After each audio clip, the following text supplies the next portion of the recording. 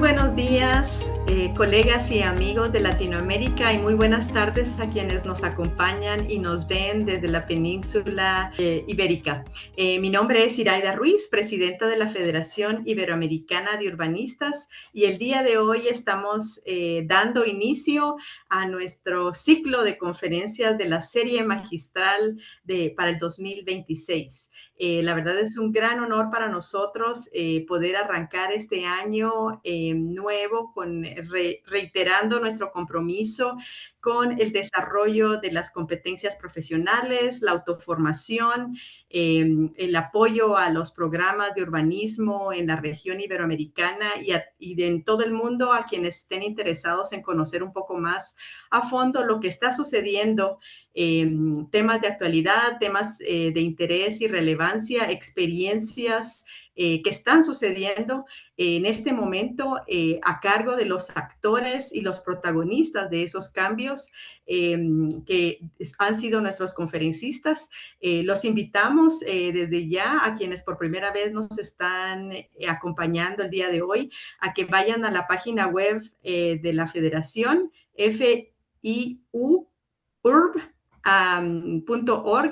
y chequen nuestra biblioteca en el apartado de recursos de video, donde podrán encontrar más de 50 conferencias magistrales dictadas por grandes urbanistas de la región iberoamericana, destacados profesionales que han contribuido con distintas temáticas, desde los temas de movilidad sostenible, de vivienda asequible, de gestión territorial, de desarrollo sostenible, ambiental, patrimonial. Así que para nosotros es un gran gusto que ahora vamos a sumar una nueva conferencia magistral a esa distinguida videoteca que hemos venido construyendo a lo largo de los últimos 3 años, y los invitamos a todos a que continúen atendiendo estas conferencias. Para quienes no puedan acompañarnos el día de hoy, les anticipamos que esta conferencia va a quedar grabada, o quienes nos acompañen el día de hoy y después quieran invitar a colegas a que escuchen esta importante conferencia. Esta conferencia va a quedar grabada y va a formar parte también de la videoteca para poder ser consultada posteriormente. Quiero hacer el anuncio especial que esta conferencia en particular la estamos realizando en colaboración y gracias también al apoyo de un reciente convenio que ha firmado la Federación Iberoamericana de Urbanistas con la Asociación Mexicana de Urbanismo. Así que para nosotros es un gran gusto que, fruto de esa colaboración que hemos recientemente iniciado, pues en el marco de esto tenemos esta conferencia. Y ahora voy a dar el uso de la palabra al vicepresidente de la Federación Iberoamericana de Urbanistas para la región latinoamericana, el doctor Rafael Valdivia, para que él tenga el agrado y el gusto de presentar a nuestro expositor del día de hoy. Por favor, Rafa. Sí, buenos días a todos aquí en Latinoamérica y la península. Bueno, pues hoy estamos iniciando esta conferencia con un colega de aquí de México, que es el presidente de la Asociación Mexicana de Urbanistas del Estado de México. Él es ingeniero civil y maestro en urbanismo por la Universidad Nacional Autónoma de México. Cuenta con una sólida trayectoria en la gestión pública territorial, el desarrollo urbano y la administración del suelo a nivel municipal y estatal en México. Actualmente se desempeña como director de ordenamiento territorial y desarrollo urbano en el municipio de Atizapán de Zaragoza, donde lidera procesos estratégicos orientados a la planificación urbana integral, el uso eficiente del suelo y toma de decisiones basadas en información territorial. Tiene una experiencia larga en materia de responsabilidades, entre ellas fue gerente de proyectos estratégicos en el organismo de agua de Naucalpan, director de desarrollo urbano en el municipio de Naucalpan, así como director general de movilidad y dirección de administración del suelo del gobierno del Estado de México. Eh, Destaca su papel en la implementación de innovaciones institucionales como Centro de Inteligencia, Control y Gestión del Suelo y Vivienda del Instituto Mexiquense de Vivienda Social y el Centro de Inteligencia Territorial en el municipio de Atizapán de Zaragoza. Su enfoque profesional integra la planeación urbana con criterios de sustentabilidad, resiliencia, soluciones basadas en la naturaleza, áreas en las que se ha recibido asesoría directa del doctor Kujin Han, no sé si lo pronuncié bien, Yu, referente internacional del modelo de ciudades esponja, que es el tema justamente de su conferencia hoy, y complementa su información con una especialidad de diseño de paisaje. Ha sido reconocido por 3 años consecutivos con el Premio Estatal de Gestión Pública Municipal, otorgado por el Instituto de Administración Pública del Estado de México. En el ámbito de la sociedad civil organizada ha ejercido la vicepresidencia nacional de la Sociedad Mexicana de Ingenieros y posteriormente su presidencia en el Estado de México. Actualmente preside la representación de la Asociación Mexicana de Urbanistas en el campo gestión territorial. Gracias, José Ramón Jarquín. Eh, me da gusto presentarte y esto vamos a escuchar. Yo voy a ser el moderador al final entre el doctor Iraida y un servidor. Integraremos una serie de preguntas que nos lleguen y quizá comentarios propios, teniendo en cuenta a lo mejor que conozco bien el caso del Estado de México, ya que pues tengo buenos amigos allá. Adelante, José Ramón, perdón, Ramón Jarquín, y pensemos que más o menos ahí como una hora, y al final dejamos una sesión de preguntas y respuestas. No sé si tú termines antes, pues podemos dedicar un poquito más de tiempo a la conversación, dado que tienes experiencia local y sí nos gustaría intercambiar ideas. Muchas gracias, Ramón, y adelante. Gracias, Iraira. Muchas gracias, Rafa, por la invitación y también a Carlos Corral y al presidente de la Asociación Mexicana de Urbanistas, el maestro Juan Key. Pues para mí es un gusto hablar de este tema que hoy está en boga, que es el concepto de las ciudades esponja. Voy a hacer una compartición de la presentación y empezaremos ahí a vertir algunos comentarios más específicos. En algunos momentos me voy a salir de la presentación para migrar a los sistemas de información geográfica en el marco del Centro de Inteligencia Territorial, con el que hemos analizado gran parte de las variables que tienen que ver con la implementación de esta política. Bueno, primero quiero partir con una frase personal que parte de muchas experiencias que personalmente hemos tenido al visitar diferentes lugares del mundo, que tiene que ver con el hecho de que finalmente la pobreza o los problemas aparecen en un territorio cuando éste no es capaz de aprovechar de manera estratégica sus recursos naturales, territoriales y humanos. De ahí la importancia del por qué creamos el Centro de Inteligencia Territorial en Atizapán de Zaragoza. En este sentido, nosotros, con esta herramienta es con la base con la que hemos buscado impulsar este concepto de ciudad esponja. Entonces, siendo así, iniciamos con algunos conceptos base. Creo que se puede ver por ahí ya. Bueno, primero que nada, ¿qué es una ciudad esponja?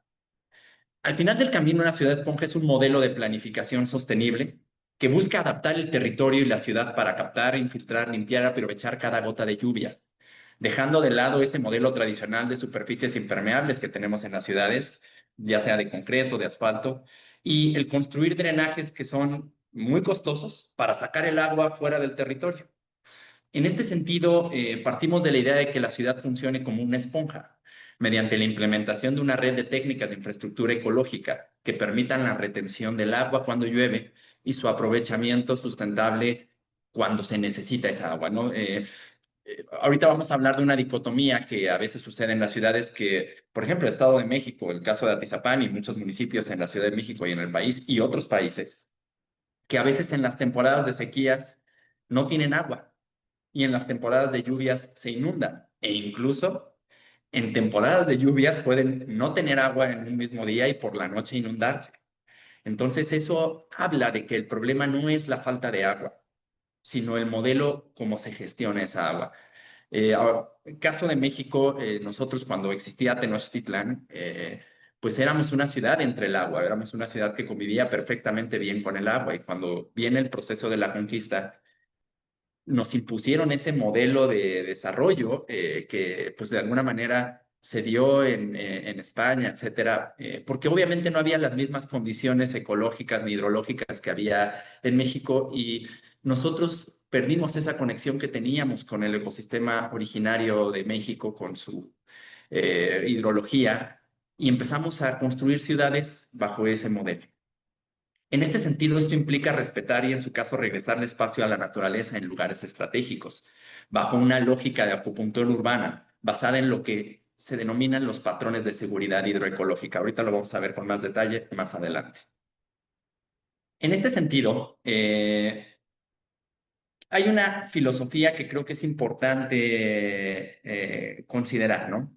Que es que en el territorio esponja debemos recuperar barrancas y ríos como espacios vivos y no como canales de desecho, que es como tradicionalmente, sobre todo en las ciudades latinoamericanas, se ha dado uso a estos espacios. Crear humedales urbanos, parques infiltrantes y áreas verdes funcionales a lo largo del territorio que capturen el agua en lugar de rechazarla. Si nosotros vemos caso Estado de México y en muchos lugares, la propia Ciudad de México, las guarniciones impiden la entrada del agua a las áreas verdes. O sea, nuestra forma de diseño urbano expulsa el agua de las áreas verdes para conducirla exclusivamente a esos drenajes de los que hablamos que expulsan el agua fuera del territorio. También tiene que ver con reforestar con especies nativas, endémicas y adaptadas no invasoras, que bajo una lógica de comunidades de plantas puedan restaurar nuestros ecosistemas, las conexiones naturales que los soportan y, por supuesto, también hacer acciones de fitorremediación que vamos a ver más adelante.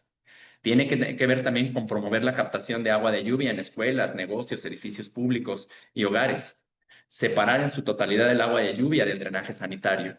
Tenemos la mala costumbre en muchas ciudades de construir drenajes combinados, lo que hace que se vuelva sumamente difícil poder captar y aprovechar el agua de lluvia. Entonces, dentro del marco de los proyectos estratégicos asociados con las ciudades esponja, definitivamente tiene que existir la construcción de drenajes separados.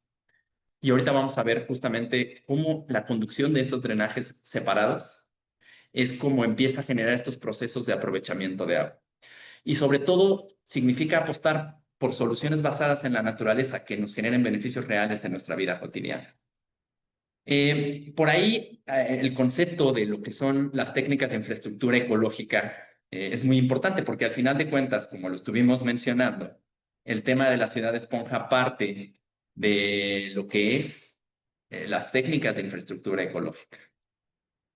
Por ahí las técnicas de infraestructura ecológica se definen como intervenciones paisajísticas que se localizan de forma estratégica, que conforman una red interconectada de espacios polifuncionales, que imitando procesos naturales, lo que se le denomina diseños bioinspirados, y el uso de ingeniería, optimizan los servicios ambientales que nos brindan los ecosistemas, provocando beneficios ambientales, sociales, económicas y culturales.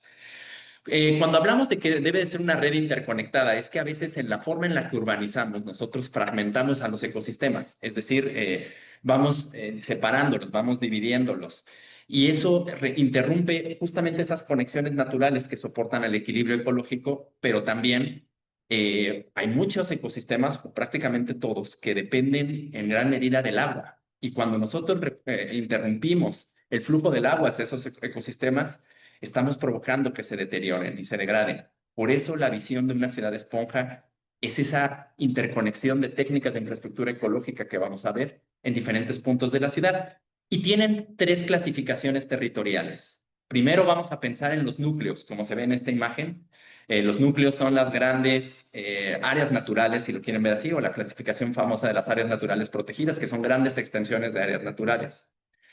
Después viene lo que son los nodos, que son los pequeños parques de barrio. O sea, vamos a decir, son pequeñas áreas verdes y, digamos, pequeñas, entre comillas, que están distribuidas en la ciudad.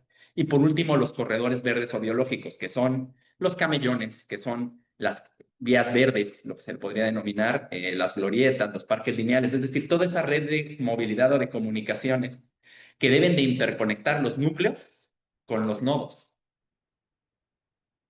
En este sentido, uno de los grandes problemas que motivaron la creación de las ciudades esponja por su autor, el doctor Kong Yan-yu, que en paz descanse, les comparto que por ahí el año pasado, en su misión por extender esta filosofía a lo largo del mundo, específicamente en Latinoamérica, por todas las oportunidades que tenemos climáticas, en un viaje por Brasil, lamentablemente cayó su avión y él falleció, pero bueno, él, pues justamente motivado por esta dicotomía de la que platicábamos, donde en un mismo lugar puede haber inundaciones por la noche y falta de agua por la mañana, pues crea este modelo de las ciudades esponja. Ok. Finalmente, esto es algo muy importante en materia de inversión pública, porque apenas recientemente logramos nosotros como municipio obtener los recursos que requeríamos para efectos de poder implementar esto, porque normalmente cuando llevamos ideas de esta naturaleza a los gobiernos por su costo de inicio, inclusive en el instrumento de planeación, suele ser complicado el tema de la aceptación. Sin embargo, el tema de las ciudades esponja o de las técnicas de infraestructura ecológica tienen una frase que denominé justamente para facilitar esos procesos de aceptación, que es una inversión, múltiples beneficios. Actualmente, si nosotros analizamos los presupuestos públicos, hay un presupuesto para salud, hay un presupuesto para agua potable, hay un presupuesto para drenajes, hay un presupuesto para espacios públicos y que sumados son presupuestos que generan millones, o sea, que demandan millones de pesos. Cuando a través de las técnicas de infraestructura ecológica o este concepto de ciudad esponja puedes atender diversos problemas o necesidades de la ciudad con una sola inversión y ahorita lo vamos a ver. Primero que nada, en materia de seguridad hídrica, ayuda a la recarga de los mantos acuíferos, mejora la calidad del agua removiendo contaminantes a través de fitorremediación, permite captar y aprovechar el agua de lluvia y reduce los gastos de infraestructura hidráulica, pluvial y sanitaria de un 15 hasta un 80%.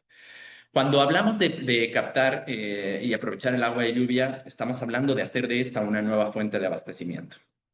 En materia de gestión de riesgos y resiliencia climática, controla y previene inundaciones e hundimientos. Analicemos, o cada quien de las personas que nos escucha, consulte en cada una de sus localidades cuál ha sido la inversión que se ha hecho para mitigar desastres. Es decir, cuando hay inundaciones, el poder atender los procesos de recuperación de la ciudad, ¿cuánto es lo que ha costado eso? Disminuye, por supuesto, también el estrés impuesto a los mantos acuíferos y a las redes de drenaje. Nosotros, si retenemos y captamos y aprovechamos el agua de lluvia, es agua que no se va a los drenajes, que reduce la necesidad de tener que estar construyendo ampliaciones a los sistemas de drenaje. Y por supuesto, también el tema de los mantos acuíferos. Les pondré el caso de Atizapán, que vamos a ver más adelante. Hace apenas 50 años nosotros encontrábamos agua a tan solo 50 a 70 metros. Hoy estamos encontrando agua a 380 metros y solo depende, o sea, y de toda la demanda de agua, solo el 20% proviene de pozos. Y aún así vamos con ritmos de explotación muy acelerados. Y también, por supuesto, desde el punto de vista de la renaturalización de la ciudad, que esa es la visión de la ciudad esponja también, pasar de lo gris a lo verde, y ahorita hablaremos ya de manera más específica a qué hacemos referencia, regula el efecto de islas de calor. En materia de ecología y medio ambiente, crea hábitats para la biodiversidad, restaurando las conexiones naturales que daban equilibrio a los ecosistemas. En materia de salud y bienestar, promueve espacios para la recreación, el deporte, la movilidad activa, en ambientes naturales, mejorando la salud física y mental. Ahí hay una teoría que seguramente muchos conocen de Kaplan y Kaplan, y también de Jane Jacobs respecto a la imagen de la ciudad, que refieren de o sea, cómo el tener contacto con áreas verdes cerca del lugar donde vives genera procesos de restauración cognitiva o de reparación de estrés. Incrementa el confort en el espacio público. Por ejemplo, hay muchas ciudades, en el caso de México, más o menos las personas invierten entre 60 hasta 120 calorías en movilidad activa, nada más porque la gente no camina. Y a veces no camina no porque no querramos, ¿no? Sino porque a veces las condiciones del espacio público no permiten o no te invitan a que hagas este tema. En ciudades como Japón, en muchas ciudades de Europa, a veces se consumen de 700 a 1300 calorías en movilidad activa por día. Y obviamente eso pues tiene muchos impactos en lo que a salud pública se refiere. Tiene también la capacidad, por supuesto, de capturar carbono y reducir los niveles de contaminante en el ambiente, así como elevar los niveles de humedad en el aire. Quienes son alérgicos o tienen sensibilidades al ambiente podrán detectar la diferencia cuando hay humedad en el ambiente o no hay humedad en el ambiente. En materia de desarrollo social y competitividad, por supuesto, mejora la imagen urbana y la atractividad, o sea, vuelve a las ciudades y a los asentamientos mucho más atractivos. Incrementa la plusvalía de las propiedades hasta un 500%. Por ahí les compartiré casos, por ejemplo, el de la Mexicana, que sin necesariamente tener todos los componentes de una ciudad esponja, simplemente por la creación de ese parque, toda la plusvalía de las áreas circundantes creció de manera significativa por la presencia de una infraestructura ecológica. Es un componente acelerador de ventas. Cuando en la ciudad o en un asentamiento que está en proceso de venta o comercialización hay áreas verdes, es mucho más fácil que las personas elijan ese producto por encima del que no las tiene. Promueve el encuentro social y la vida en comunidad. Uno de los temas o los más grandes articuladores del tejido social es justamente el espacio público. Y por último, mejora el confort de la ciudad en general. Este es un tema de cómo se comporta el agua en un entorno natural y en un entorno urbanizado, ¿no? En términos prácticos, el 40% del agua se evapotranspira, el 10% se va en escorrentía en un área naturalizada, el 25% se va en infiltración superficial y el 25% en infiltración profunda. Mientras que en un entorno urbanizado, el 30% del agua se va por evapotranspiración y el 55% del agua se escurre, que es ahí donde a veces llega a tener problemas los cálculos hidrológicos, lo que provoca inundaciones en lluvias más intensas. Solo el 10% del agua se va a infiltración superficial y, tema muy grave, el 5% se va a infiltración profunda. Esto explica en gran medida los niveles de abatimiento tan acelerados que están teniendo los niveles freáticos en ciudades que operan bajo el modelo de extracción.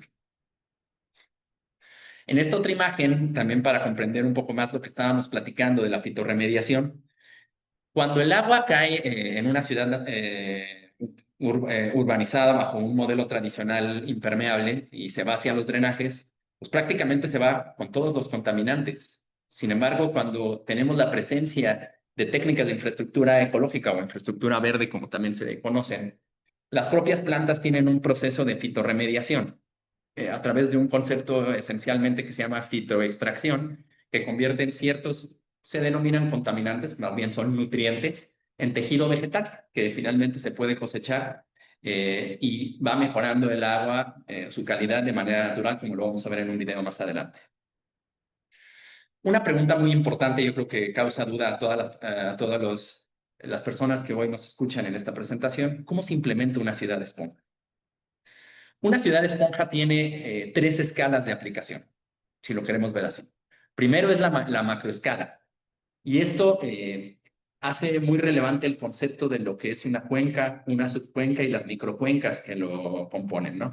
Finalmente, ¿qué define la cuenca, la subcuenca y las microcuencas? La hidrología, cómo cae el agua y se mueve en el territorio a través de la topografía, si lo quieren ver así.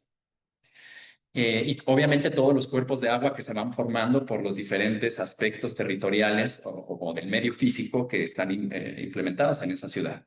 Es ahí donde, entendiendo, y lo vamos a ver más adelante en el sistema de información geográfica, cuánto llueve, dónde es permeable y dónde no es permeable, cómo se mueve el agua en el territorio, se van identificando estos análisis de patrón de seguridad hidroecológica para saber exactamente dónde se debe de localizar las esponjas, o sea, dónde es un espacio natural para una esponja. Es ahí cuando ya sabemos dónde se pueden poner las esponjas, en la planeación, porque esto es a nivel de un plan regional. ¿Cómo se va a ir interconectando esta red de infraestructura verde o ecológica para formar esa red? De ahí vienen el diseño de los lineamientos de gestión y control para la protección, restauración y construcción de acuerdo al tipo de servicios ecológicos de cada sitio clasificado o de cada esponja, si lo quieren ver así. Y después viene el plan de diseño e implementación de proyectos claves. Proyectos claves es, ya que sé que este espacio va a ser una esponja, ahora ¿cómo voy a lograr que se consolide esa esponja? Después viene el tema de mediana escala, que mucho de esto tiene que ver con la escala de la planeación urbana municipal, regional o un plan parcial inclusive, ¿no? Con el establecimiento del sistema de esponjas de mediana escala, en el que se define una red de multinivel de espacios esponjosos, ¿no? Después viene la modificación de usos de suelo. ¿Por qué?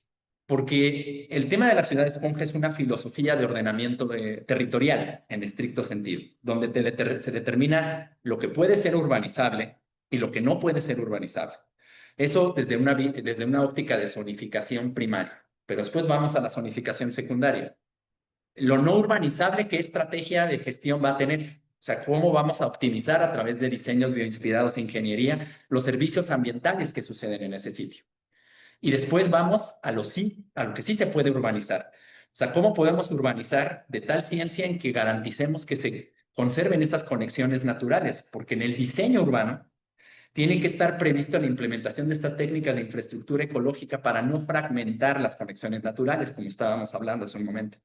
Y es ahí donde el uso de suelo se vuelve importante, porque obviamente en el uso de suelo determinaremos qué se puede, qué no se puede, con qué restricciones o condicionantes se va a generar para esos efectos. Inclusive es ahí donde se vuelve muy importante, que también vamos a verlo en el caso de Atizapán, la creación de catálogos de especies vegetales, porque obviamente también debe de regularse el tipo de especies que deben de estar presentes en los proyectos privados y obviamente en las estrategias de conservación y restauración de áreas naturales. Y finalmente, lo que platicábamos viene en las direcciones y el plan maestro de diseño urbano, porque ahí sí ya se explica de manera muy detallada cómo desde el diseño de la ciudad, de las calles, de los parques, vamos a garantizar la implementación de esta red de infraestructura ecológica.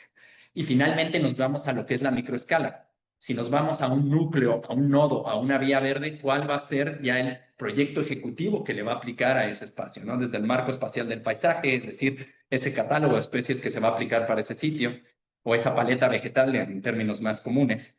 El diseño ecológico funcional, o sea, cómo se va a aplicar ese proceso de diseño bioinspirado, el diseño del sistema esponja, el diseño de topografía, en estricto sentido, la ciudad esponja evita el tema de las modificaciones muy abruptas de la topografía y más bien trata de implementar modelos de lo que dirían en inglés sinking and ponding, o sea, el tema de generar pequeñas fosas y generar bordos para ir reteniendo y ralentizando el agua en su proceso. ¿Por qué queremos ralentizar el agua? Primero que nada, para evitar que llegue de manera rápida a los puntos susceptibles de inundarse. Dos, para que en su camino justamente vaya infiltrándose. Y tres, obviamente, para irla reteniendo, porque lo que yo quiero es irmela quedando en sitios estratégicos para que se convierta en la fuente de abastecimiento de agua para ciertos asentamientos en su camino, ¿no? Viene el diseño de la zona ribereña, diseño de plantación y elementos de observación. Y otros temas más que vamos a ver más adelante. Esto que ven aquí es un plan maestro, o sea, ¿cómo se ve un plan maestro de ciudad esponja? Esto es en China, en Sanya City. Si se dan cuenta, prácticamente se percibe como una red hidrográfica. Pero si nos damos cuenta en esa red hidrográfica en diferentes puntos, no sé si alcanza a ver mi mouse. Tenemos Sí, sí se ve. ampliaciones o ensanchamientos en puntos estratégicos donde va pasando la red hidrográfica hasta llegar al mar. Justamente estos proyectos son los proyectos núcleos y algunos nodos. Si se dan cuenta, aquí destaca un proyecto en rojo. Vamos a ver el tema específico de ese proyecto. Y en estricto sentido, esta es la macroescala. Y estos proyectos, como este que vemos en rojo, es la microescala que mencionábamos con anterioridad. Acercándonos, así se ve una vista en planta de un proyecto esquemático de Ciudad Esponja. Esto es en Hainan, en Sanya City. Es un proyecto de 66.77 hectáreas. Un tema muy importante desde el punto de vista de tener un plan es que este proyecto se diseña en agosto del 2015 y termina su construcción en 2016. O sea, prácticamente en un año se construyó el paraíso que van a ver a continuación. Esto es lo que era el lugar. Era un área, un río de desechos, era un relleno sanitario. Y si se dan cuenta, antes de su construcción la ciudad tenía una baja densidad. Una vez que se aprueba su proyecto, venía asociado con un plan de desarrollo urbano donde buscaba intensificar el uso de suelo de la ciudad. Por eso ven estos edificios en construcción, en proceso constructivo. Y finalmente se convierte en esto que vemos aquí. ¿Qué vemos que sucedió en este lugar? Lo primero es que se le dio espacio al agua como un gran vaso regulador. O sea, se le regresó espacio a la naturaleza para que la naturaleza recuperara su función reguladora y que ante escenarios de lluvias muy intensas, toda el agua pudiera alojarse a lo largo de esta área inundable, se podría decir. Es un área que está diseñada para poderse inundar. Y obviamente lo que vemos es que está conectado a través de un sistema de humedales. Estas flechas más o menos ejemplifican la forma en la que se mueve el agua al interior. Y la idea es que con ciertas especies vegetales localizadas en cada uno de estos humedales, la calidad del agua va mejorando y en gran medida se convierte en la fuente de abastecimiento de estos asentamientos. También China, como nosotros hace algún tiempo, tenía que importar agua de cientos de kilómetros para las ciudades. Hoy ha reducido sus gastos en operación de agua gracias a la implementación de sitios específicos. Y también, como ellos son víctimas de climas monzones, hay veces que llovía en China, dependiendo de la región, 3 meses o solo un mes en el año, pero llovía todo lo que llovía en el año en un periodo muy pequeño, lo que provocaba importantes inundaciones. Y no era la excepción, este espacio. Esto es una vista más cercana del sistema de humedales y aquí vemos lo que es una vía verde, o sea, cómo, ahorita lo vamos a ver con más detalle, pero cómo es que se adaptó la ciudad a través de vías interconectadas para que justamente el agua se concentre en los puntos de estas macroesponjas o estas esponjas de tipo núcleo. Aquí se puede ver de manera muy clara cómo efectivamente las guarniciones permiten el acceso a la entrada al agua, tienen un proceso de limpieza muy primaria por respecto a las plantas que están aquí, hasta llegar a un punto que es una recolección, es una coladera de recolección de agua. Esa coladera se puede apreciar en este punto como esa y muchas más van convergiendo hacia la gran esponja que veíamos. Y este es un video, vamos a ver si se escucha el audio, y si no yo lo voy a explicar, de cómo llega el agua, la calidad que llega de la ciudad hacia el primer humedal y cómo va mejorando a través de este proceso de fitorremediación con la presencia de plantas. Por favor, confírmenme que se escuche el audio. Esta, por ejemplo, es la calidad primaria, el agua que corre de la ciudad hacia el humedal. Y esta es la calidad del agua en la primera etapa, vamos a decir, en el primer humedal.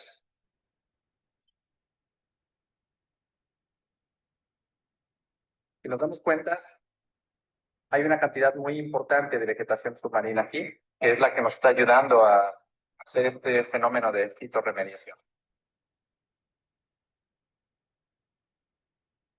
Entonces creo que es muy claro cómo el agua obviamente trae algunas partículas suspendidas, algunas grasas inclusive propias de la circulación de vehículos en las vialidades. Y así como cuando se diseña una planta de tratamiento, lo mismo sucede con el tema de los humedales.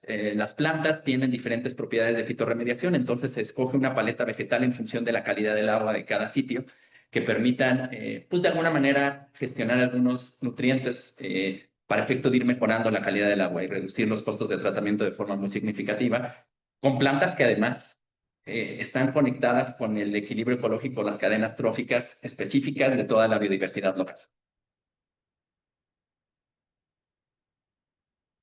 Aquí vemos cómo este espacio, además de ayudar a controlar las inundaciones, también, bueno, y ser un espacio de almacenamiento para abastecer el agua, también es un espacio para la recreación de las familias. Obviamente, cuando sumamos agua y naturaleza, creamos naturalmente paisajes muy atractivos que inclusive pueden ser paradisíacos. Y cuando le ponemos el componente del diseño urbano arquitectónico a escala humana, pues puedes crear parques vivos dinámicos inclusive, porque si se dan cuenta, Este parque, como les platicaba, está previsto para ser inundado en temporadas de lluvias. E inclusive ese fenómeno de inundación es uno de los atractivos estacionales que tiene el espacio en el lugar.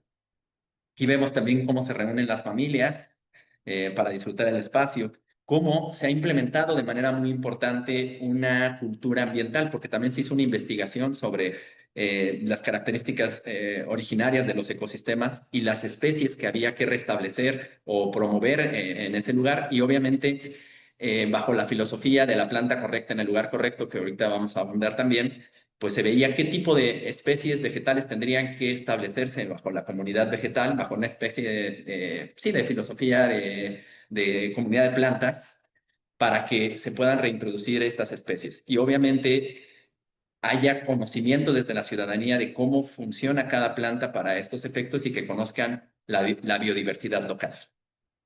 Entonces, aquí también está asociado con un proceso de educación ambiental muy intensivo.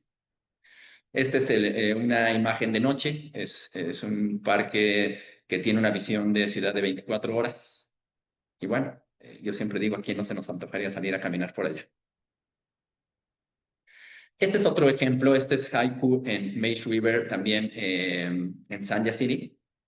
Este es un proyecto de 80 hectáreas, también construido en diciembre del 2016. Y bueno, fue uno de los premios ganadores del Cityscape Icon Landscape Award en el 2021. Este es un caso muy similar, me gusta porque es parte de lo que podemos ver en México. Aquí en el caso de Atzapán tenemos una presa que se llama la presa Marín, que en algún momento por algunas descargas desreguladas generó un proceso de contaminación. Nosotros teníamos una cantidad importante de peces que murieron. Mismo fenómeno que sucedía ahí. Si se dan cuenta en la segunda imagen, esta que estoy señalando con el cursor, se ve como el típico canal revestido que vemos en casi cualquier ciudad. Y el resto del territorio circundante también era un relleno sanitario. Aquí se ve cómo fue migrando o evolucionando cada imagen en lo que hoy es ese espacio. En esto se convierte. Este es un espacio particular porque maneja dos tipos de agua, agua de lluvia y agua tratada también. Entonces, ahí tiene un tratamiento primario que ahorita vamos a ver y que a través de este sistema de terrazas con plantas, conforme va bajando el agua, va mejorando su calidad hasta ver ya una versión definitiva. Es un espacio, como lo vemos, como les decíamos, sumamente atractivo para la comunidad. Como les digo, permite el desarrollo social, o sea, permite que la comunidad se encuentre, que se desarrolle la vida en familia. Yo creo que muchas de las ciudades latinoamericanas padecemos la dependencia a hacer la vida familiar en plazas comerciales por la falta de espacio público de calidad. Y bueno, pues es uno de los temas que se busca atender dentro de la polifuncionalidad de las ciudades esponja. Por aquí les compartí un video que tomamos cuando estábamos en este proceso de demostración de conocimiento e investigación con el doctor Kong Yan-Yu, que nos acompañaba también un buen amigo que está con nosotros por aquí, Daniel Dulcin, que fue nuestro enlace para efectos de pues tener esta oportunidad de conocer de manera más detallada los proyectos de la ciudad de Esponja. Estamos en Mesa River, un proyecto de Kong Yan-Yu en el que tenía como propósito crear un espacio público vibrante a la vez de que resolviera el problema de contaminación que existía. Todo este río que ven allá solía ser un río contaminado, un río confinado, el típico río que podemos encontrar en México, revestido de concreto, que no permitía el acceso a la ciudadanía a disfrutar de un espacio de calidad. Este río maneja tanto agua de drenaje como agua de lluvia. El agua de drenaje llega a una planta de tratamiento que está aquí. Ahí tiene un primer pretratamiento y luego va bajando por 9 terrazas, que son estas que podemos observar aquí. Cada terraza está dotada de plantas en las que se ha experimentado cuáles son las que tienen mayor eficiencia para poder limpiar el agua. Y entonces en cada etapa la calidad del agua va mejorando, va mejorando, va mejorando, va mejorando hasta obtener esta calidad de agua que vemos aquí. Incluso vemos peces. Podemos ver una diversidad de fauna acuática. Vemos que la población vegetal está sana. Y este es un gran ejemplo de lo que se puede lograr con soluciones basadas en la naturaleza. Además, algo que es muy importante, esto se encontraba en un asentamiento poco atractivo, un asentamiento donde la gente solo venía a dormir. y no hacían actividades en este lugar porque no era atractivo. Gracias a esta intervención, lograron hacer mucho más atractivo este espacio, inclusive establecer algunas actividades comerciales, darle valor al lugar y con esto cambiar de manera muy importante la calidad de vida de las personas. Este tipo de ejemplos fácilmente puedo visualizarlos en lugares como la Presa Marín, el río San Javier, y justo la idea de las soluciones basadas en la naturaleza es que nos pueden resolver problemas como la susceptibilidad a inundaciones que existía aquí, los problemas del agua contaminada, en entornos agradables para nosotros. No tiene por qué ser un lugar feo, no tiene por qué ser un lugar que huela mal, puede ser un espacio que pueda disfrutar la gente, que pueda permitirnos tener contacto, reconectarnos con la naturaleza. Kongjian, can you explain us a little bit more about your project here? Yeah, so this project is a demonstration how use nature, they call the nature-based solution, how to use nature to clean the water, even the sewage. So pre-treated sewage, primary treated sewage, you can see that box, to remove the smell and the bacteria, but allow the nutrients, the nitrogen, the phosphorus, to be removed by the natural system, by the biological process, not by the mechanical or chemical process. Okay, so this is a very safe energy saving. You save a lot of energy, and at the same time, you create a beautiful park which can be used for people and also biodiversity here. And you produce clean water before they go to the river and the lake. Before here was a garbage dump. It was urban debris, garbage dump. So we make use of topography here, make use of topography. And let us switch from a local village, we call the urban village, to discharge the sewage through this pre-treatment system and go to the wetland system. Because if you want to connect those villages to the centralized water treatment system, it will be very expensive, and it is certainly don't have this kind of multiple benefits. So it is a demonstration. And at the same time, here you will see every day, it can produce 6,000 cubic meter of clean water. You see, this is a clean water, 6,000 cubic meter. And you can see so many people come here, but this is a very hot day. If you're in the afternoon or in the morning, you will see packed with people. The kids love here. And it is publicly healthy because the bacteria being removed already. And it's the nutrient, we call it pollution. The nutrient is going to be removed by this vegetation. Yeah. En términos de conclusión, efectivamente, dos problemas. Un río contaminado y un extiradero de basura fue convertido en este espacio de valor para la ciudadanía, de valor ecológico y ahora un refugio para la biodiversidad local.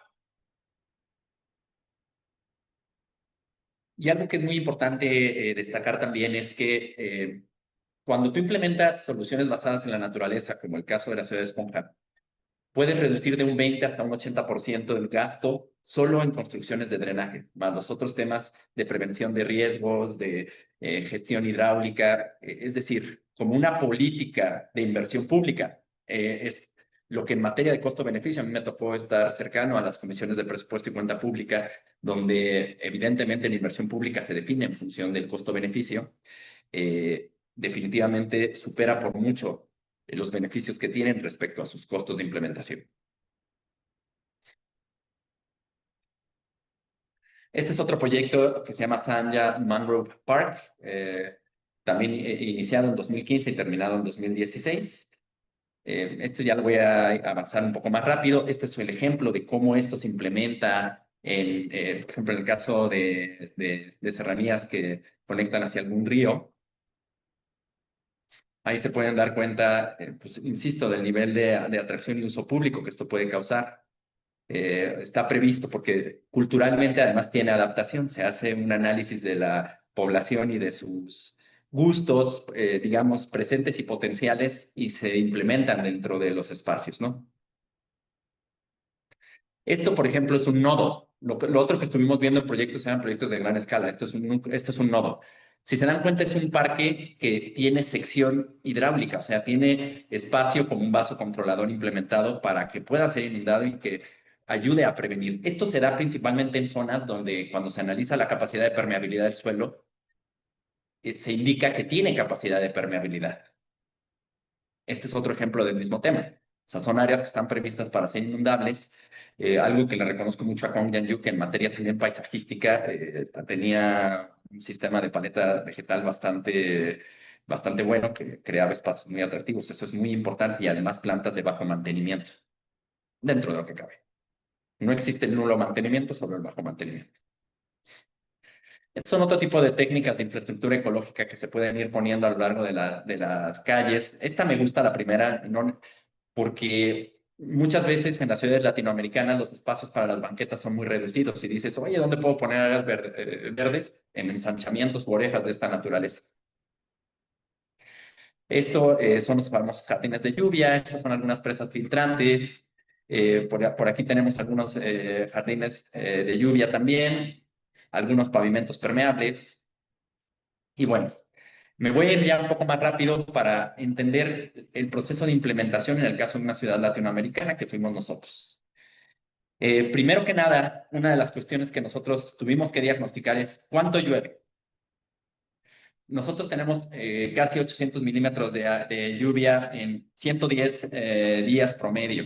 Tenemos una topografía con lomeríos, llanuras y áreas de valle con declive que favorecen la gestión hidráulica y una red muy importante de ríos, arroyos y afluentes. Nosotros podemos llegar a tener lluvias en Atzapán desde los 17 hasta los 72 milímetros por hora para que le puedan medir más o menos en el tema. Y como no es exclusivo de otras ciudades del mundo, pues también Atizapán, esto que vemos aquí es nuestro presidente municipal, Pedro Rodríguez, que nos ha ayudado mucho en el tema de la implementación de esta política.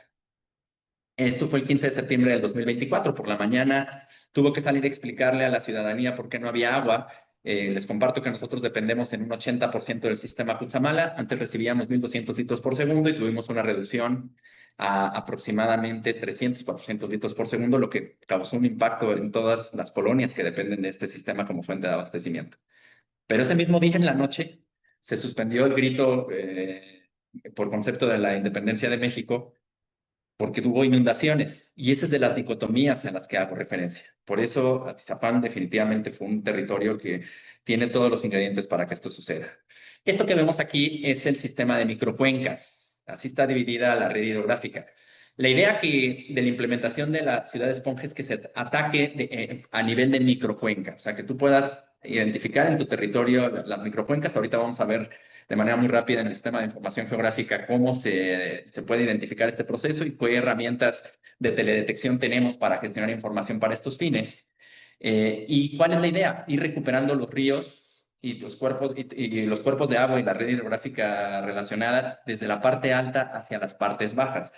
¿Por qué así? Obviamente porque es más sencillo, es menos costoso, vamos descargando las zonas bajas de agua y por supuesto también porque muchas veces los asentamientos humanos, conforme se van dando, van generando procesos de contaminación del agua y obviamente conforme más va bajando, más acumulados se van generando, ¿no?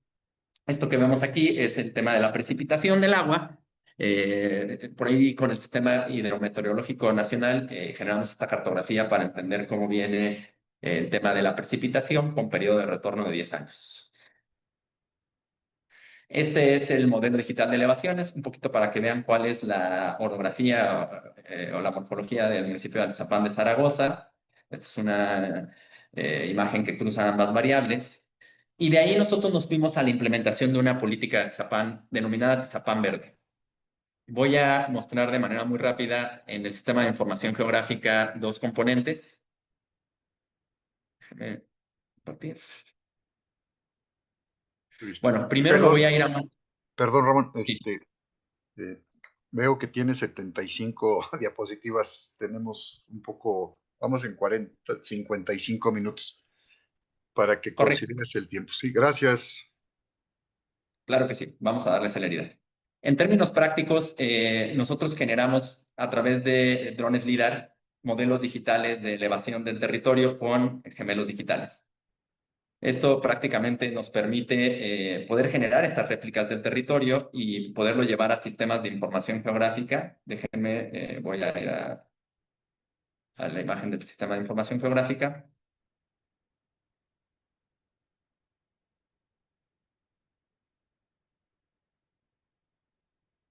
Y aquí lo podemos ver de manera muy clara. Me voy a ir específicamente a la información hidrográfica. Este es nuestro territorio municipal. Este es nuestro sistema de microcuencas que estábamos platicando hace un momento. ¿Cómo la definimos nosotros? A través de los escurrimientos. ¿Cómo determinamos los escurrimientos? A través de la generación de los gemelos digitales. Aquí podemos ver exactamente cómo es que se mueve el agua en nuestro territorio. Si se dan cuenta, aquí es muy claro dónde parte una microcuenca y otra. ¿Por qué? Por cómo topográficamente está conformada y hacia dónde vienen las direcciones de escurrimientos del agua. Nosotros a partir de este tema vamos definiendo las áreas urbanizables y las no urbanizables a través de este esquema de áreas verdes que se puede ver marcado en el plano, y nos faltan algunas más. Ahorita seguimos o estamos en proceso de entrar ya a la conformación del plan esponja en toda su forma. Manejamos temas de permeabilidad del suelo para entender en dónde es que hay permeabilidad y dónde no hay permeabilidad para saber el tipo de esponja que vamos a localizar. Y bueno, en estricto sentido son parte de las variables con las que se puede ir generando. En lo futuro vamos a platicar con el presidente de la AMU y con los representantes de la FIU para hacer ya un taller especializado en esta materia, que justamente con el proceso que vamos a trabajar con Turenscape seguramente vamos a poderlo hacer de compartición a nivel nacional. Ya a nivel de cierre, nosotros creamos una política denominada Tizapán Verde. En esa política, me voy muy claro al tema, está integrada por instrumentos, programas, proyectos y acciones. En los instrumentos, en concreto, viene el Plan de Desarrollo Territorial y Urbano, donde está implícito el Plan de Ciudad Esponja y asociado al Programa de Ordenamiento Ecológico Local, Territorio Esponja, y el Catálogo de Especies Vegetales. Ahí tenemos una serie de programas. En proyectos tenemos, por ejemplo, el Parque de los Ciervos, Presa Marín y Jardines de Atzapán, que son parte de los proyectos de la microescala. Estos son los 9 objetivos de esta política. No solo abarca la parte de gestión de agua y renaturalización restaurativa, también tiene temas relacionados con calidad del aire y con gestión de residuos sólidos. Es un poco el tema de los instrumentos del Plan de Desarrollo Urbano, el catálogo de especies vegetales, bajo esa filosofía de la planta correcta en el lugar correcto, algunos de los beneficios que buscamos inducir a través de saber qué planta poner en cada sitio.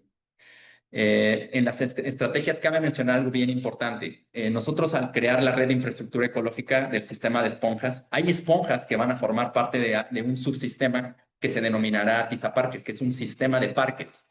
Existen casos análogos a nivel mundial que justamente son parques que tienen la certificación de Green Flag Award como un tema de parque de clase mundial, que pues de alguna manera garantiza su calidad. Entonces, parte de nuestro sistema de esponjas implementará esta política de sistema de parques, ¿no?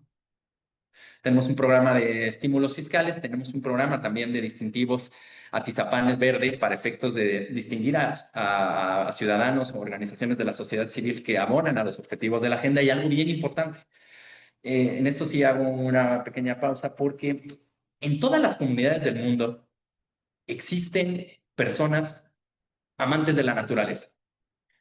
Que no estén tecnificados es otra cosa, pero todos los gobiernos tenemos la capacidad de tocar las fibras sensibles de estos ciudadanos para volverlos parte de una red ciudadana para la implementación de la ciudad esponja. Eso es importantísimo, porque va a haber muchas resistencias en el cambio de paradigma, pero si es una iniciativa que logramos que nazca desde la ciudadanía, es un tema que tiene mayor probabilidad de lograrse y, aún más importante, de trascender más allá de las administraciones. En los proyectos clave tenemos el Parque de los Ciervos. Este es un proyecto de esponja que estamos trabajando también con Mario Shetland, Fabián Tron, como parte de los autores de este proyecto. Esta es un poco la imagen objetivo de cómo se va a ver implementando estos principios de ciudad esponja. El Parque Ecológico Las Águilas, este es un parque que actualmente era un tiradero bueno, este es un espacio que es un tiradero de basura, que ya estamos trabajando con la comunidad agraria para efectos de poder transformarlo en un espacio con esta visión. Por supuesto, la presa Marín, convertirlo en un espacio esponja. El jardín botánico que buscamos impulsar, Esmeralda, que nosotros lo denominamos, que es un espacio de educación ambiental y de experimentación, porque obviamente el tema de las esponjas va a ser muy particular dependiendo de las características ambientales de cada sitio donde se va a implementar y por eso se tiene que tropicalizar el concepto a como dé lugar. Va a haber algunos proyectos de intervención urbana donde se van a aplicar estos principios. Y yo los dejo finalmente con una frase personal que los invito a que dejemos este lugar mejor de lo que lo encontramos, ¿no? Yo creo que el concepto de ciudad esponja tiene esa oportunidad y que justamente todo lo que no hicimos bien en el pasado, que ha generado gran parte de los problemas urbanos que hoy enfrentamos, podamos corregirlos y que trascendamos como la generación de la restauración. Les dejo ahí una imagen final en memoria de nuestro buen amigo Kong Yan-yu. Y bueno, pues estoy a la orden para comentarios respecto a la exposición. Muchas gracias, Ramón. Excelente. Sí, muchas gracias, Ramón. Excelente tema, presentación, y esto se convierte en uno de los problemas importantes, me imagino, no solamente aquí en Latinoamérica, sino a nivel mundial, y que pues bueno, sabemos que aquí en México y en Latinoamérica, pues hay barreras importantes que resolver dentro de estos proyectos. Me parece una iniciativa de parte del ayuntamiento que ojalá se extendiera al Estado de México. Sé que no va a ser fácil porque aquí es donde empieza el problema, ¿no? Que es un problema de orden político, etcétera, ¿no? Pero bueno, yo tengo aquí algunas Hay una pregunta, sí. Y preguntas. saludos. Ajá. Hay muchos saludos de pues, Muchos Latinoamérica. países. Tenemos saludos de Venezuela, de Guatemala, pues básicamente Colombia. saludos y felicitaciones por el proyecto y la exposición. Dice, hay que impulsar estos tipos de proyectos. Hoy tuvimos en especial una participación elevada de presencia en tiempo real en la presentación, y seguramente se va a incrementar mucho a lo largo de... Rafa, si me permites, hay una pregunta de Sí, Aleida Espitia de Colombia. y De también de Colombia, Rodrigo Hernández. Ajá, entonces dice, desde mi región el 40% del territorio lo conforman fuentes hídricas. ¿Pueden existir tensiones entre el modelo de ocupación propuesto del territorio y esta oferta ambiental sin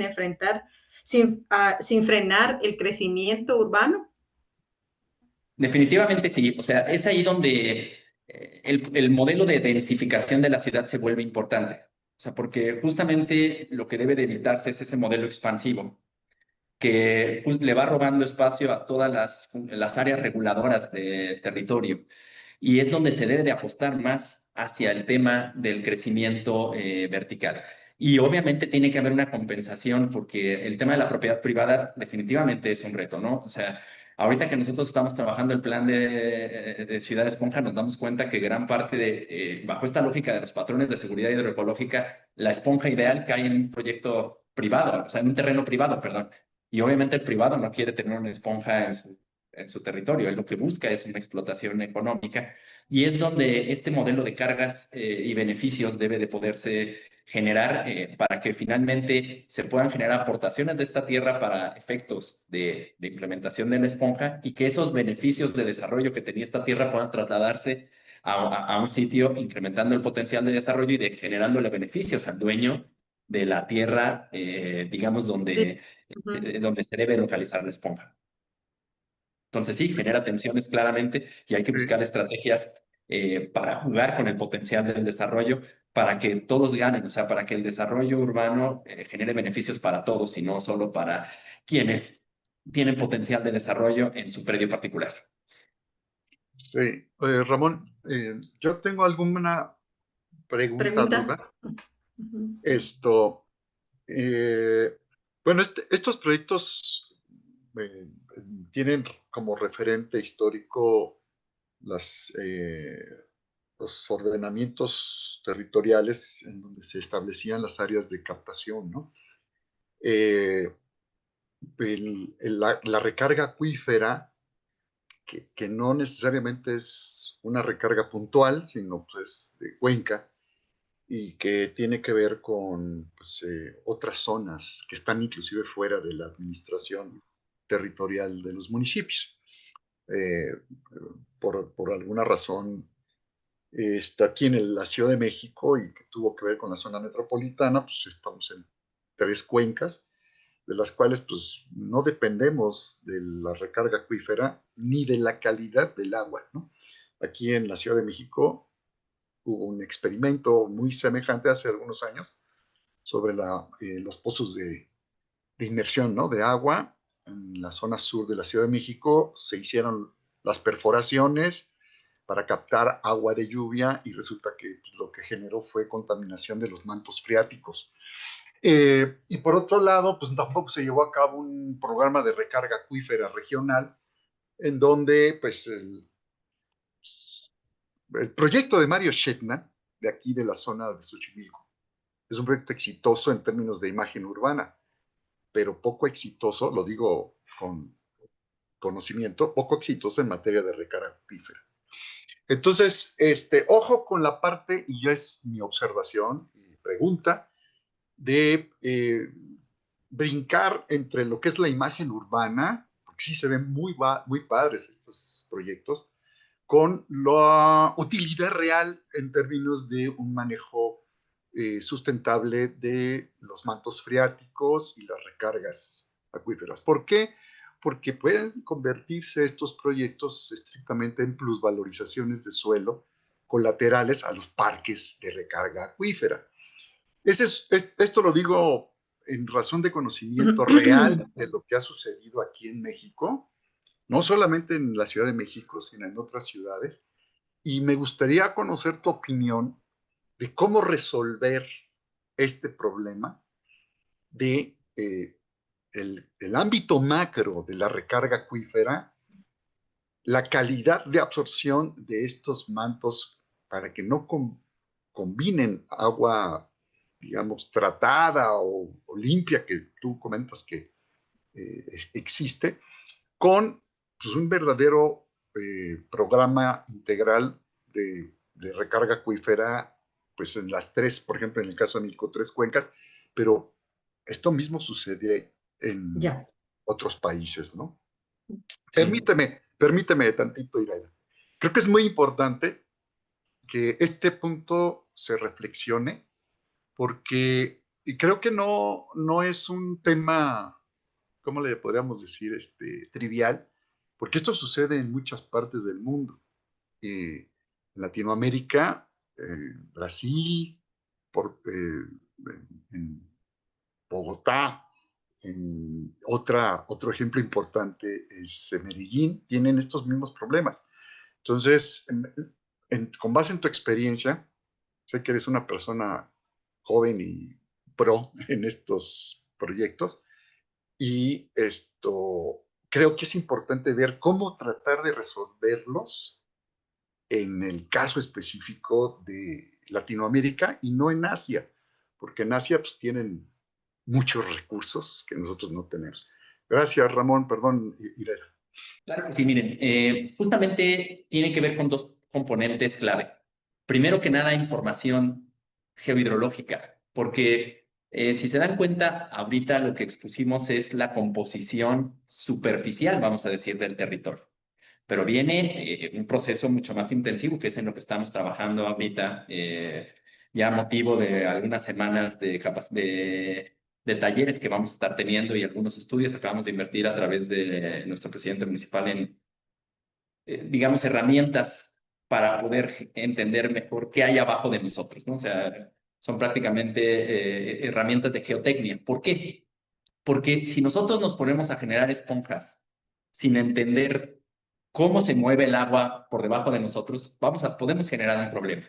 Porque hay dos conceptos. Una cosa es la infiltración, que como lo dice él, su nombre, es un paso de agua que va generando un proceso de filtrado hasta llegar al punto de colección. Y otra cosa es la percolación, que es un proceso de paso del agua sin ningún proceso de filtración que arrastra contaminantes y termina contaminando el subsuelo, ¿no? Por ejemplo, en el caso de México, Mérida, que tiene una composición de suelo muy disgregado, o sea, es muy susceptible a ese tema. Por eso, cuando hablamos de la acupuntura de las esponjas, tenemos que entender qué tipo de esponja vamos a poner en función del perfil estratigráfico que tenemos y qué cuidados tenemos que tener con la calidad del agua que vamos a llevar ahí. Porque cuando hablamos del proceso de fitorremediación y los tratamientos primarios, justamente el objetivo es que si lo que vamos a provocar es infiltración, tenemos que garantizar la calidad del agua que llega al sitio, el proceso que va a sufrir en ese sitio el paso del agua, es decir, si va a haber un proceso de filtración o no lo va a haber, para que garanticemos no contaminar el tema de los cuerpos de agua. A veces se desconoce la capacidad de infiltración superficial, de infiltración profunda y los procesos justamente de la composición estratigráfica de esos suelos para poder prevenir ese tipo de situaciones. Se improvisan algunas soluciones, te soy sincero, que finalmente nos damos cuenta que, ay, no me di cuenta que esto sucedió en este sitio por falta de información, porque sí es una realidad que es costoso. O sea, es bastante costoso entender ese tema. Y por otra parte, hay muchos proyectos paisajísticamente cosméticos. O sea, que se ponen paletas vegetales que pueden sí evocar a algunos paisajes naturalistas, pero no tienen una lógica real de un paisajismo naturalista tecnocrático. Entonces se ponen comunidades de plantas que no cumplen su función y eso permite que no se lleguen a niveles de calidad del agua correctas o a procesos de equilibrio ecológico de manera correcta. Por eso, en conclusión, yo te diría, se tiene que conocer la información del territorio, se tiene que diseñar la calibración de tratamiento de agua en función de ese perfil hidrogeológico al que se va a dirigir el proceso de infiltración para prevenir ese tipo de situaciones. Con información todo es posible, pero debe de tenerse con el nivel de precisión y seriedad que esto requiere.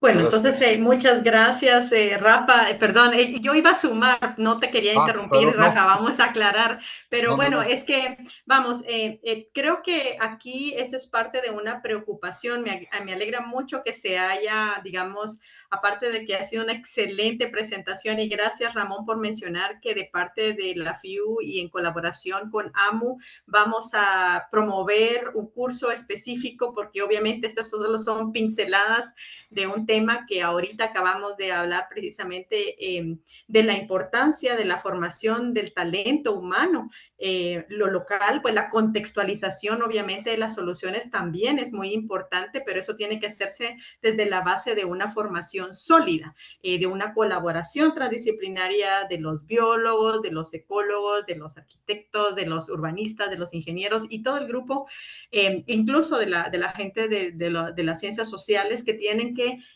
incorporarse en estos procesos de crear una esponja, diría yo, contextualizada a la realidad de cada ciudad y de cada país, pero sí aprendiendo de las buenas prácticas, que saco yo como extrapolable y definitivamente algo que es una buena práctica, que se subyace en tu presentación es la calidad de la información que se tiene que obtener, la inversión que debemos lograr de nuestros gobiernos locales en el tema del conocimiento científico, de la realidad del territorio, que no es solo la superficie, como bien lo planteaba Ramón, es más allá de eso, ¿verdad? También la importancia de buscar estas nuevas soluciones, porque la forma en la que resolvíamos el tema de la escorrentía en el siglo XX ya no nos da para más y ya no podemos seguirla utilizando si no tendremos ciudades extremadamente vulnerables. Entonces, Pues yo felicitarte, Ramón, por la exposición y decirle a varias personas nos han preguntado, algunas no se pudieron conectar desde el principio de la conferencia, comentarles que la conferencia va a ser grabada, el video de la conferencia va a estar disponible más adelante. Les vamos a informar cuando esto sea así, les vamos a compartir el link. Y también, pues, que estén atentos porque muy prontamente vamos a estar anunciando también un programa de capacitación un poco más amplio. Comentar que aquí obviamente hay mucho conocimiento especializado y que sí conlleva un compromiso hacia una obtención de información, diría yo, de inteligencia relevante para la toma de decisiones en los municipios y luego obviamente tener una claridad conceptual de la experiencia. Y creo que está bien la reflexión a la que nos llama Rafa, está bien ser a veces escépticos porque han habido algunos experimentos, no todos bien informados o digamos tal vez plenamente digamos estudiados para su implementación. Y yo creo que aquí yo voy a rescatar una cosa en la que la FIU ha estado muy presente y muy digamos, comprometida. Y es que creo que cometimos en el siglo XX muchos errores trabajando urbanistas que eran solo arquitectos o gente de una sola especialidad, viendo los temas un poco superficiales, más como de maquillaje, no realmente contando con equipos transdisciplinarios que aportaran conocimientos más profundos y específicos de cada disciplina.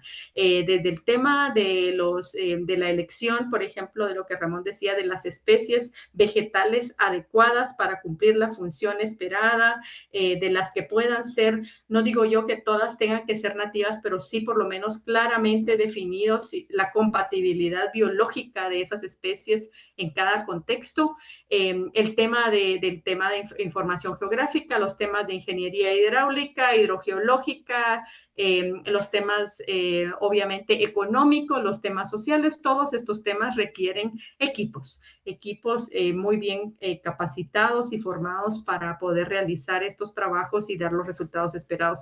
Felicitamos a Tizapán por su liderazgo, nos sumamos al reconocimiento de esta experiencia. La verdad que si alguien no comienza y yo creo que no hay nada malo también en experimentar, creo que la experimentación es la que ha llevado a los descubrimientos y al conocimiento. No hay manera de innovar si nosotros no intentamos algo nuevo, y no tiene que ser perfecto desde la primera vez, pero sí tiene que haber, creo yo, el compromiso hacia la perfección, ¿verdad? Hacia el perfeccionamiento, mejor dicho, hacia tratar de mejorar con los aprendizajes que tenemos. Y bueno, ya se nos acabó el tiempo. Agradecerte nuevamente, Ramón, felicitarte por la iniciativa desde que nos conocimos en el marco de la firma del convenio entre AMO y FIU. La verdad que me impresionó mucho el trabajo que ustedes estaban haciendo y me alegra mucho que lo hayamos podido compartir el día de hoy con nuestra audiencia. Comprometernos entonces a tener este video para su conocimiento posterior y también a informarles cuando ya exista la posibilidad de un tipo de formación más profunda, que tal vez, Ramón, te podrías referir ya para cerrar a esa iniciativa formativa como qué áreas va a cubrir, como para dejar la inquietud aquí en la audiencia con respecto a esos talleres que se tienen visualizados. Creo que me habías comentado 3 áreas o algo así. Sí, bueno, prácticamente vamos a ir desde con nuestro presidente Juan Key, contigo, Iraida, a generar 4 bloques. Es lo que hemos estado pensando que puede funcionar. Primero, el tema de inteligencia territorial. O sea, antes de poder entrar ya de lleno a lo que es el tema de las ciudades esponja, es importante tener buenas bases y nociones de la inteligencia territorial, análisis territorial estratégico, si lo queremos ver de alguna manera. 2, tema de financiamiento para el desarrollo. O sea, ahorita había una pregunta de cómo podemos generar interés político en temas de esta naturaleza y tiene que ver con 2 vertientes. Primero, ¿cómo le puedes explicar al gobernante que la aplicación de estas políticas le va a generar dinero y utilidad política? Y ahí también, ¿cómo interesas a la comunidad en temas de esta naturaleza? Para que finalmente pasemos a este tema ya más específico de la implementación de la ciudad esponja, pero para que ya todos los ingredientes estén previamente resueltos y ya nada más sea un proceso de integración y que esto pueda fluir con mucho más facilidad. Por ahí el propio Kong Yanyu tiene un libro que se llama Cartas a los líderes, a los gobernantes, muy recomendable, como base de gestión, que podría ser un material que preliminarmente vale la pena consulten rumbo a los talleres ya formativos que habríamos de trabajar de manera conjunta. Bueno, muchas gracias. Se nos acaba el tiempo, así que tenemos que despedirnos por ahora, pero agradecemos mucho a quienes nos acompañaron. Habían varias preguntas, no las vamos a poder responder en este momento, pero esperemos que podamos el tema de financiamiento, cuánto costaron los proyectos, etcétera, etcétera, pero creo que en los módulos que bien has mencionado, Ramón, podríamos abordarlos con más detenimiento. Muchas gracias entonces y hasta la próxima.